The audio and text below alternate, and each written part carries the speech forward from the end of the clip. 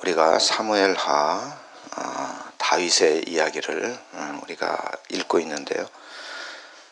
다윗의 일생 가운데 정말 중요하고 의미 있는 일이 무엇이냐 이렇게 묻는다면 저는 오늘 말씀 다윗이 예루살렘 정복에 승리한 것이 다윗의 일생에 있어서 가장 중요하다 이렇게 답을 하겠습니다.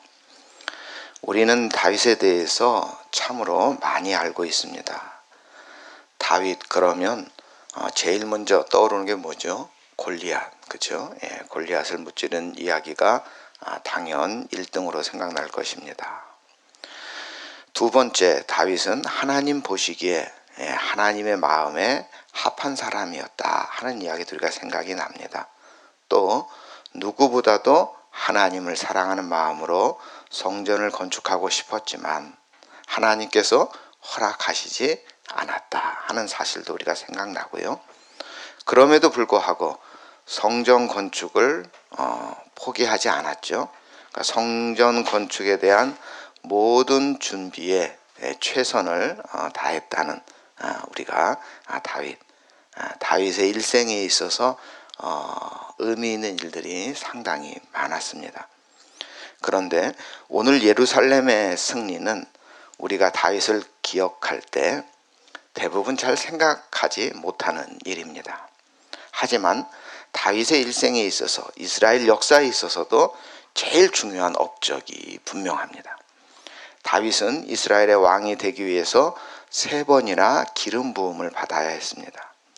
지금 우리나라에 대통령 후보가 되었다가 다시 빼앗겼다가 다시 대통령 후보가 된 일이 있었는데 다윗도 왕으로 임명을 받았음에도 상당히 불안했다 하는 것을 알 수가 있습니다. 누구는 그렇게 말할지 모릅니다. 아니, 한 번도 기름 부음 받기 어려운데 3번이나 기름 부음을 받았으니 얼마나 영광일까 이렇게 생각하는 사람도 있는데 아니, 정반대입니다. 3번이나 기름 부음을 받았다는 것은 그만큼 불안했고 그만큼 힘들었다 이런 것입니다. 첫 번째, 어렸을 때 사무엘로부터 기름 부음을 받았습니다.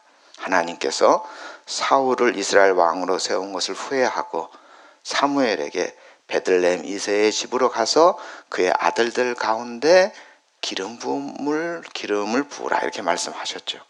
그래서 사무엘 선지자가 이새의 막내 아들인 다윗에게 기름을 부었습니다. 물론 이때 기름 부음을 받았다고 해서 다윗이 바로 왕이 된 것이 아닙니다. 이 첫 번째 기름 부음을 받은 후에 다윗은 엄청난 시련의 시간을 보내야 했습니다. 기름 부음을 받은 후에 얼마 있다 골리앗을 무찔렀죠. 그리고 유명해졌죠. 그러자 사울 왕이 다윗을 죽이려 했죠. 자신을 죽이려는 사울을 피해서 다윗은 이루 말할 수 없는 고생을 할 수밖에 없었습니다.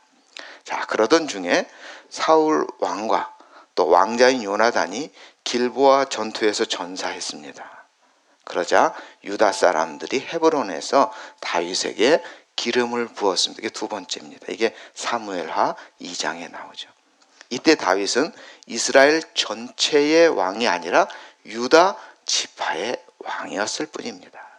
이스라엘 나머지 지파들은 사울 왕의 아들인 이스보셋을 왕으로 섬겼습니다. 그러니까 이스라엘 안에 왕이 2명 있었습니다. 그런데 시간이 갈수록 다윗의 세력이 점점 더 커져갔죠. 그러다 결국 이스보셋이 암살당하고 이제 이스라엘에 다윗만 남았습니다. 다윗은 자그마치 7년 6개월 동안 유다 지파의 왕으로만 있었어요. 그러다가 드디어 이스라엘 모든 백성들이 보는 앞에서 공식적으로 이스라엘 전체 왕으로 기름 부음을 받은 것입니다. 이게 3번째 기름 부음이 이제야 제대로 취임식을 한 것입니다. 하지만 정식으로 취임했음에도 이스라엘 백성들 전부가 다윗을 지지한 것은 아니었습니다. 이스라엘 북쪽 사람들, 사울 왕과 그 아들 이스보셋을 강력하게 지지하고 있었던 사람들, 자그마치 7년 넘게 7년 넘게 지지하고 있었어요. 그들은 갑자기 다윗 왕을 자기의 왕으로 모시는 것이 탐탁하지 않겠죠. 여러 이유가 있는데 첫 번째 이유는 과연 다윗에게 통치력이 있느냐 하는 의문이죠. 다윗이 출신이 비천하잖아요. 목동 출신이잖아요. 그래서 신뢰가 가지 않았던 것이 있고요. 또 이유가 지역적인 이유가 있어요. 다윗의 출생지는 베들레헴이잖아요. 베들레헴은 이 이스라엘 땅을 보면 남쪽에 있어요. 그러니까 이스라엘 땅 중에 제일 남쪽에 있습니다. 그러니까 북쪽 지역 사람들은 이 남쪽 출신의 다윗 별로 반갑지가 않습니다. 이 지역 감정은 비단 우리나라만의 문제가 아닙니다. 미국도 대통령 선거할 때 보니까 후보자가 어느 지역이냐에 따라서 지지율이 많이 달라지더라고요. 지역이 넓으면 넓은 대로, 좁으면 좁은 대로, 이게 지역 감정이 나눠지는 것 같아요. 다윗은 이 북쪽 사람들에게 별로 환영받지 못했습니다. 그렇다 보니까 비록 이스라엘 왕으로 추대되긴 했어요. 정식으로 임명한 거죠. 기름 부음을 3번이나 받았다니까요. 그런데 북쪽 사람들 별로. 지금 다윗은 이 남과 북으로 나눠진 백성들의 마음, 자신이 왕이 된 것을 별로 반가워하지 않는 사람들의 마음을 자기에게 끌어들일 묘책이 필요했습니다. 쉽게 말하면 분열된 백성들의 마음을 하나로 만들어서 강력한 왕권을 확립할 필요성이 생긴 것입니다. 그래서 다윗이 선택한 것이 바로 예루살렘을 점령하고 있는 여부스 사람들을 쫓아내는 것입니다. 다윗이 왕이 될 때까지 가나안의 하나님은 가나안을 정복할 때 어떻게 하셨죠? 가나안의 주민들을 전부 쫓아내라 했잖아요. 근데 아직까지도 쫓아내지 못한 사람들이 예루살렘에 살고 있었습니다. 여호수아의 인도로 이스라엘 백성들이 가나안을 정복한 지 자그마치 200년이 지났어요. 이스라엘 백성들은 예루살렘에 살고 있는 가나안 그 원주민, 이 여부수 사람들을 그때까지도 쫓아내지 못하고 있었던 거예요. 예루살렘은 원래 사울 왕이 속한 베냐민 지파에게 분배된 땅입니다. 그러니까 여부 사람들을 쫓아낼 책임이 누구에게 있는 거예요? 베냐민 지파에게 있는 거예요. 자, 그런데 베냐민 지파인 사울이 이스라엘의 왕이 되었어요. 그런데도 불구하고 이 여부수 사람들 쫓아내지 못했던 것입니다. 이스라엘 백성들이 여부수 사람들 쫓아내지 못한 이유는 그만큼 이 여부수 사람들이 차지하고 있던 이 예루살렘이라는 곳이 요새와 같았기 때문입니다.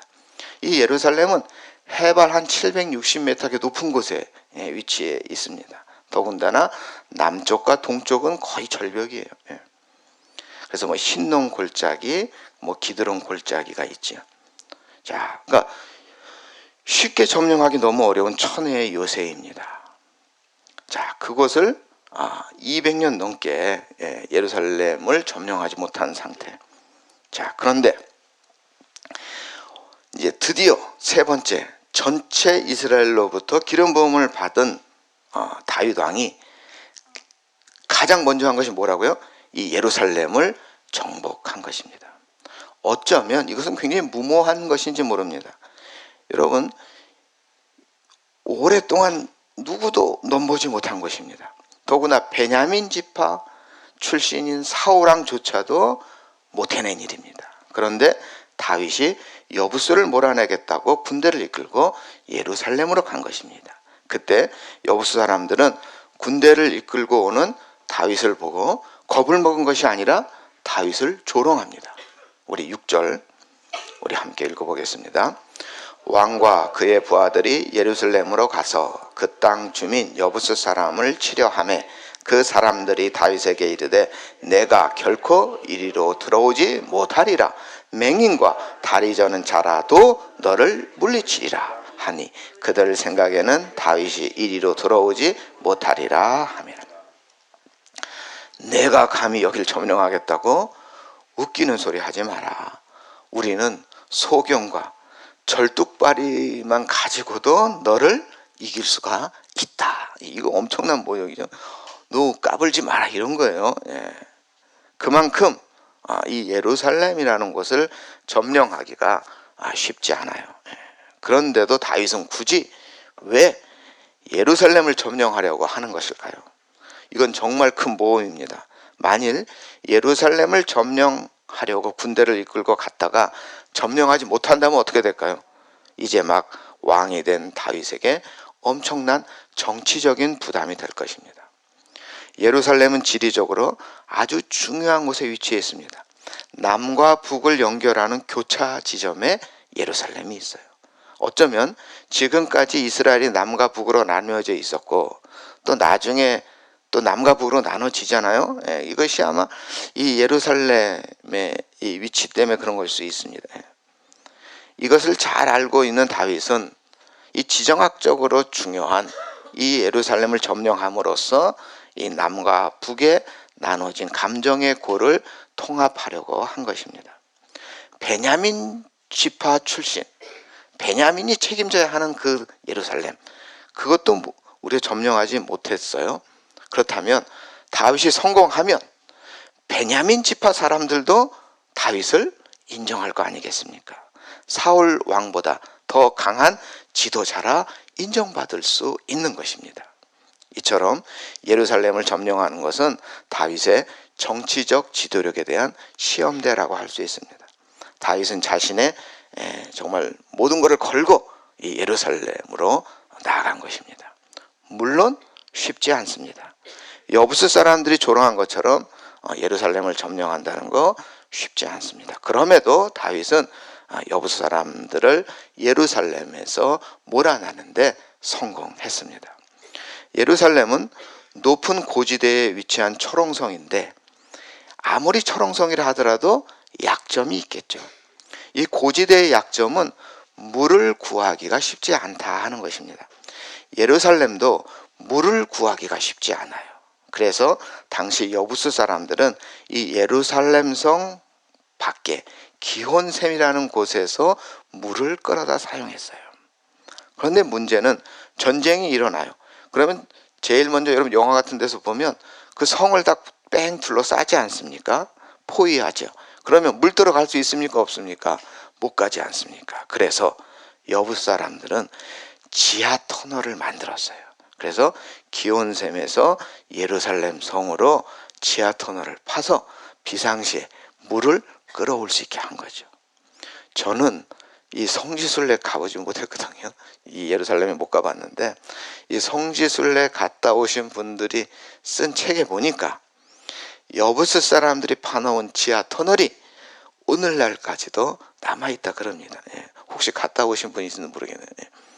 그 터널의 크기가 지름이 약 2m에 달하고 길이가 무려 500여 m나 다른 이 지하 터널이 있다 그래요. 지금도.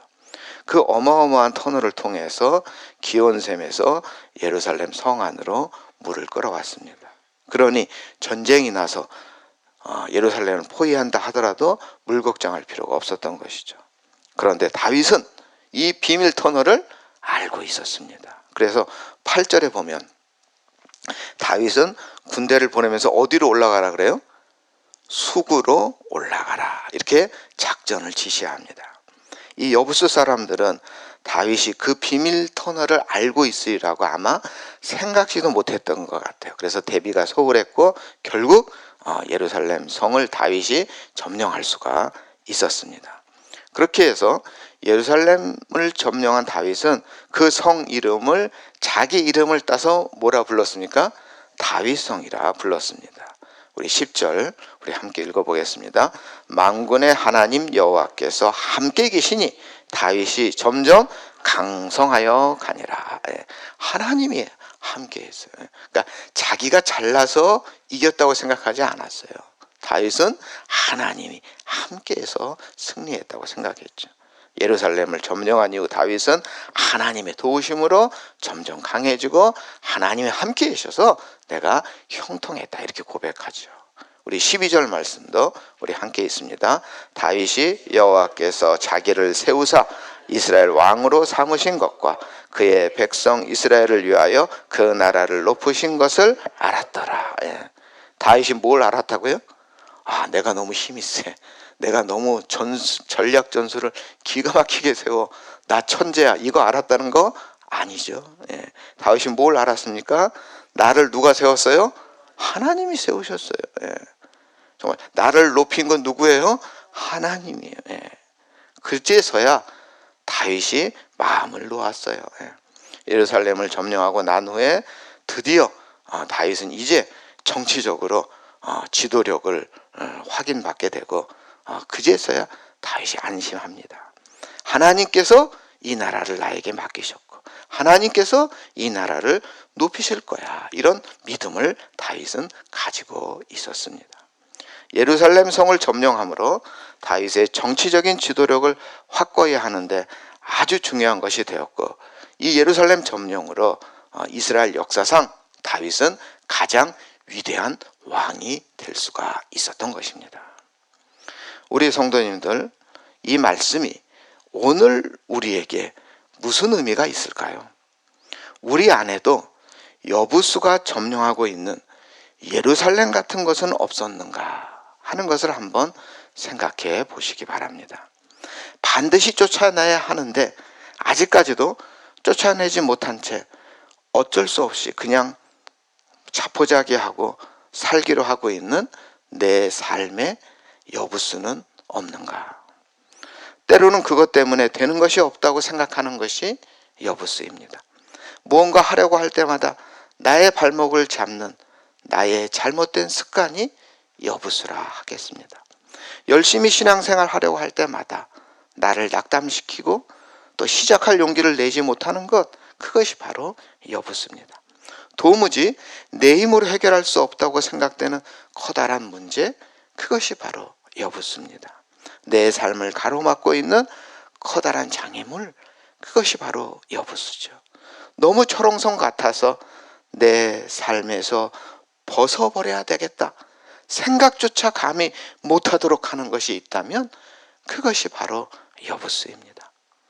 우리 안에는 누구를 막론하고 여부수 사람들이 다윗을 조롱한 것처럼 너는 안 돼, 내까지 것이 뭘 하겠어 라고 나를 조롱하는 것이 한 가지 이상 있을 수가 있습니다.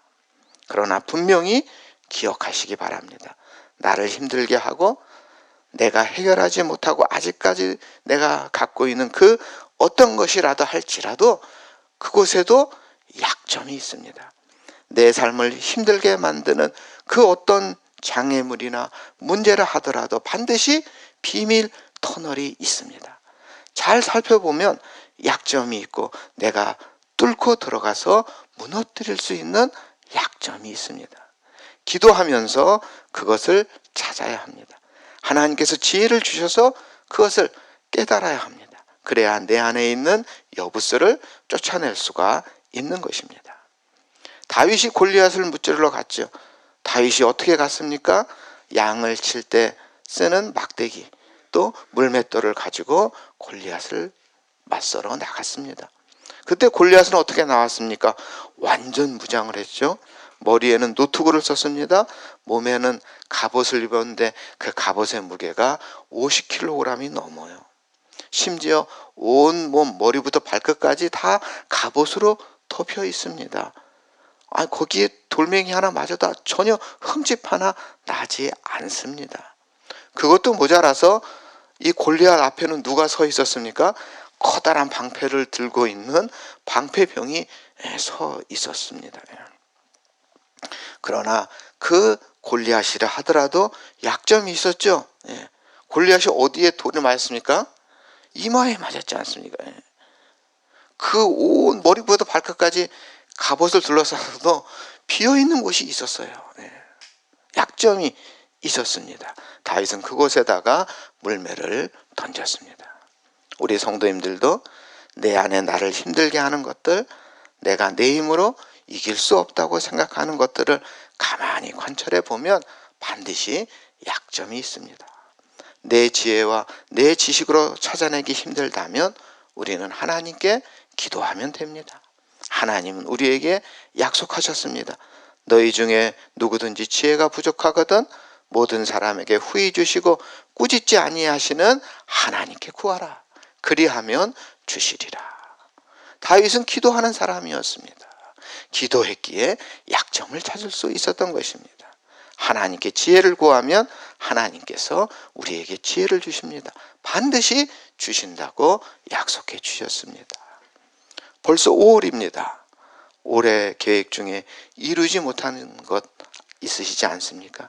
200년이 넘도록 해결하지 못한 여부수 사람들처럼 아직도 내 안에 존재하며 나를 힘들게 하는 거, 올해가 가기 전에 점령해야 할 것들이 있다면 하나님께서 주신 힘으로 반드시 점령하시기 바랍니다. 너무 크고 힘든 것이라면 하나님께 지혜를 구하셔서 반드시 비밀 터널을 찾아내서라도 점령하시기를 바랍니다. 여부수를 물리침으로 우리 성도님들의 삶이 점점 더 강해지고 자신감이 넘쳐 다윗처럼 믿음의 승리자가 다 되시기를 주님의 이름으로 축원합니다.